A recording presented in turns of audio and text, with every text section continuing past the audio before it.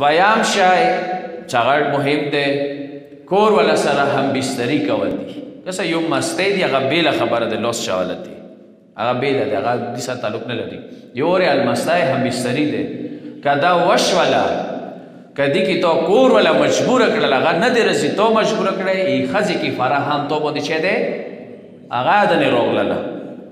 یعنی 60 روپۍ د خپلې شي 60 کور والا باز ساتي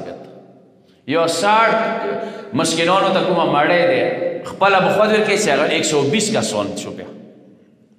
که کور والا مانځ کې رضي شوله هغه بیا خپله کې فرای تو خپله ده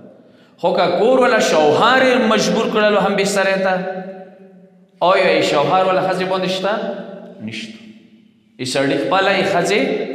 خپله ده دا یوه مهمه مسله ده بل څه دی خدای موږ د ځوانانو نه وساتئ ډېرو ځایو کې پاته نشته استمنا ورته وایي خو لکه واضح الفاظو کې ته ما کلیپ اونې جوړ کړی دی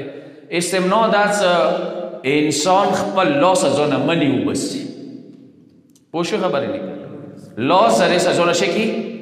ځنه کسانو ذهن ته دا خبره راغلې ده چې یاره که ځان ګناه نه ساتي زنا نه ځان ساتي لاس سره ځانه من نه امام نه روایت دی چې لاس سره مني وبسله دا زنا سره برابر دی دا ما زنا په شان ده که چا روژې حالت کې پړشمینه بعد اذان وشولو صبح صادق وشولو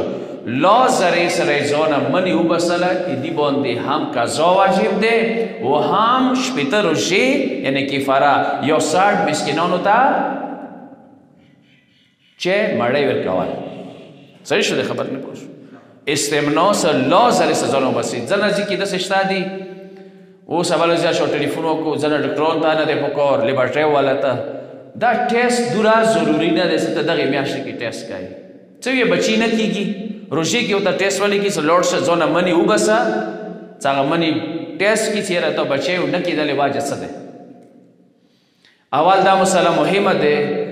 چې دو انتهایی مجبوری حالت کې دا شای دی هغه دپاره رای حل دا دی چې خپل لاسه به بیا مني نه وبسې که څه دا خبره حساسه دی خپل یا کوای شو خونو کې یا کوای شو دوه نور ځوانونه خبره وای شو چونکې فیکې مسله دی ځنه وخت کې یو ځل ما دا کلیپ وکړل یو کس وتی څه خو ته خو د ډېرې سپینې سپینې یای مول خپل موبایلونه وکړه خپل ټي وي وکړه ګندګي دریو کې شته ډرامې وکړه ښځو ټیکري غورځولي دي هغه مبارک کې تاسو نه مقصد کې که زیبا مسله ته واضح وای تاسو سپینې سپینې دی چونکې دغه پوه شوئ دا غم منی که لاس سره وبسې زنا سره برابره دی که انده منی ښځې زرې سره هغه د نه لاس سره وبسله بیا ګناه یې نشته دی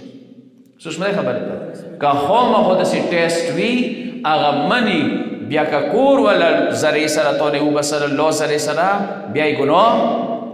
دي نشته دی خو روژې کې که چا استمنا وکړله یعنې لاس سره یې ځانه مني وبسله یو خو خپله ګناه شوه چې زنا برابر دی بل چې شولو قضا سره سره کفارو کې هم